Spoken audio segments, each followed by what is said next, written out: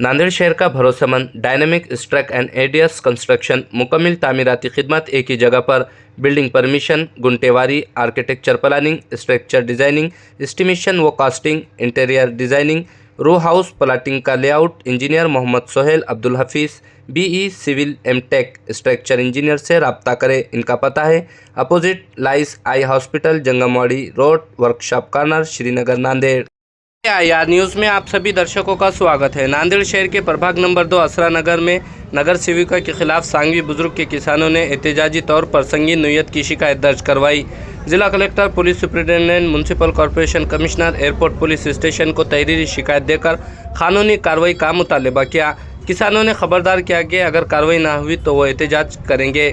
शिकायत गुजारों के मुताबिक सांगवी शिवार के गट नंबर 319, 336, 338, 335, 258, 255, 325, 324, 323, 322 की ज़मीनों पर फ्लैट जोन, कब्रस्तान या शमशान भूमि का रिजर्वेशन होने का दावा के किसानों पर दबाव डाला जा रहा है। ताहम महकमा शहरी तरक्याती मंत्रालय मुंबई की जानिब से 6/3/2025 को जारी ख़त में इन गट नंबरों पर किसी भी किस्म के रिजर्वेशन से इनकार किया गया है, ऐसा किसानों का कहना है। Bureau report, Nanded.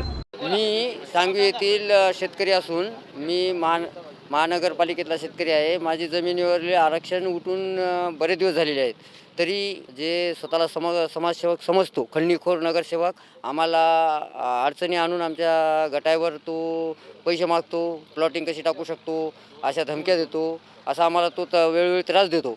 तर अशा खंडणीखोर नगरसेवकाला समाजसेवा करण्याचा तर अधिकार नाहीच, पण त्याचं नगरसेवक पद रद्द करण्यात यावं आणि आम्हाला प्रशासनानं आणि महानगरपालिकेनं न्याय मिळवून द्यावा ही माझी नगरपालिकेला कळकळीची विनंती आहे।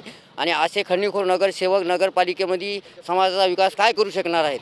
हे फक्त पैसे वसुली करणं आणि यांना जातीमध्ये भांडणं लावणं एवढंच कळतं आहे। त्यासाठी माझ्या प्रशासनाला कळकळीची विनंती आहे की याला अशा खंडणीखोर नगरसेवकाला तात्काळ जर नाही रोखलं तर भविष्यात असे नांदेडला बरेचसे खंडणीखोर तयार होतील आणि माझ्यासारख्या गरीब शेतकऱ्याला त्रास देतील। त्या नगरसेवक आणि आमचे जे विक्री केलेले लोक आहेत त्यांना तो सरळ आम्हाला पैसे मागतो, त्यांना असं का केलं तसं का केलं, इथं आरक्षण आहे तिथं आरक्षण आहे। माझ्या जमिनीवर कुठल्याही प्रकारचं आरक्षण नसून तो मला म्हणतो की तुमच्या जमिनीवर आरक्षण आहे, इतके लाख द्या तितके लाख द्या। कुठून द्यायचे पैसे? या लोकांना काय म्हणून द्यायचे? आणि तो का आमच्या नगरच्या वार्डात बी येत नाही, प्रभागात बी येत नाही, फक्त धमक्या देणं आणि पैसे वसुली करणं हा धंदा यांनी धरलेला आहे। तरी प्रशासनाने असे समाजकंटक नगरसेवक तात्काळ बरखास्त करण्यात यावे एवढी माझी महानगरपालिकेला आणि प्रशासनाला कळकळीची विनंती आहे। आणि एवढं आमच्यावर प्रशासनाने आम्ही वेळोवेळी महानगरपालिकेला सहकार्य केलेले, सांगवीनं तर भरपूर सहकार्य केलेले आणि या सहकार्याचा मोबदला म्हणून मला न्याय मिळवून द्यावा महानगरपालिकेने एवढीच माझी कळकळीची विनंती आहे। मी शेतकरी संतोष पाटील कोकाटे, सांगवीमधील काही दिवसापूर्वी आरक्षण पडलं होतं, मग ते काही काळामध्ये रद्द झालं।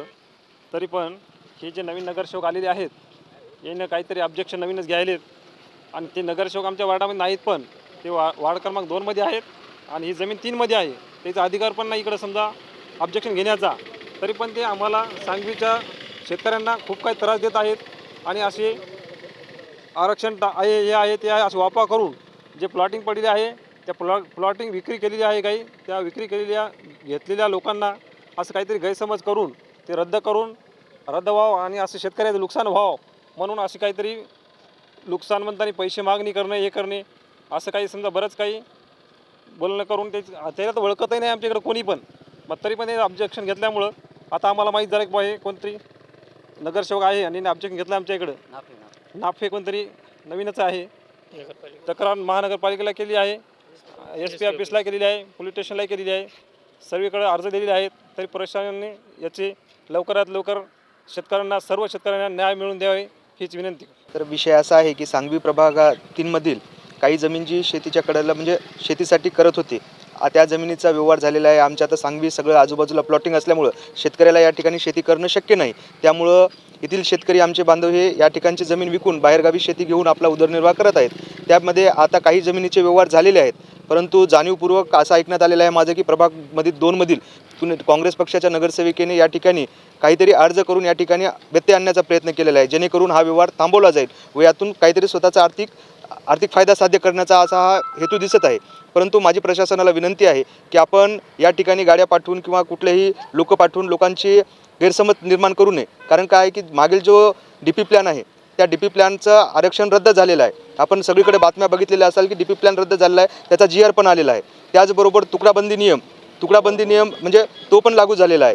त्यामुळे शेतकऱ्याला वेटीस धरून त्यांचे व्यवहार थांबवण्यासाठी हा जो प्रकार चाललेला आहे हा ताबडतोब बंद करावा. जर काही अशा घटना जे घडत आहेत त्या थांबवाव्यात. आज रितसर तक्रारी शेतकऱ्यांनी पोलीस प्रशासनाकडे व मनपा प्रशासनाकडे केलेली आहे की आपण या गोष्टीकडे गांभीर्याने बघावं, आम्हाला न्याय द्यावा.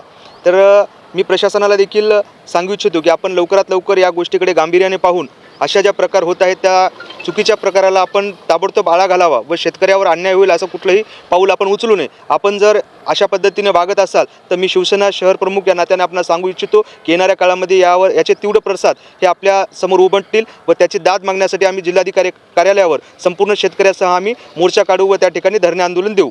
आमच्या सांगवी गावाच्या वावरावर आरक्षण उठवलेलं असून या लोकांना आणखी आमच्या वावरावर दादागिरी करून आमच्याकडून पैसे खावा अशी अपेक्षा धरून आमच्या वावरावर यानं आरक्षणचा कायदा टाकला आहे. तर ते आमच्या गावातला नगरसेवक बी नो आणि कोणी बी नो आम्हाला तक्रार द्यायला याचे काही घेणदेण नाही. प्रकरण हे आमच्या शेतीचं आहे. आम्ही शेती विकली, आम्ही शेती विकून आम्ही दुसरीकडे शेती घेतली. आमचं हे जे प्लॉटिंग जे आहे ते आजच्या 2 वर्षाखाली झालेली आहे. ते प्लॉटिंगवर आता यानं आरक्षण आमचं काय म्हणून म्हणते, आमचं नाव बदलाम का करायला शेतकऱ्याचं? आमच्या शेतकऱ्यावर याचं काही आहे का बाकी? असले तर यानं आम्हाला येऊन मागावं. विनाकारण रुकवारुकी कशाबद्दल करायला? गट नंबर 323 बाबाराव पुंडलिकराव पाटील कोकाटे सांगवीचा एरिया आहे. डिमांड केलं ना साहेब, आमचं वावर कुठून आलं, आमच्या प्लॉट कुठून आले, आम्हाला परेशान करायला. शेतकऱ्याचे पैसे मागायला याला पैसे खाऊन लालूच लागलेली आहे. दिलेत शेतकऱ्यांना पैसे त्याचे उडिलेत. आमच्यानं पैसे देणार आम्ही गरीब माणसा, आम्ही कुठून देऊ पैसे? आम्हाला घरी खायला धान्य नाहीत म्हणून आम्ही वावर विकलं. आता प्रशासनानं आम्हाला न्याय द्यावा. आम्ही पुढे व्यवहार केला त्याचा काहीतरी प्रशासनानं आमच्याकडे बघावं. काँग्रेसच्या पार्टीचे नगरसेवक म्हणून आम्हाला काय त्याची ओळख बी नाही. आणखी तरुडचे येतात ते काय आमच्या इथले माणसं बी नव्हते.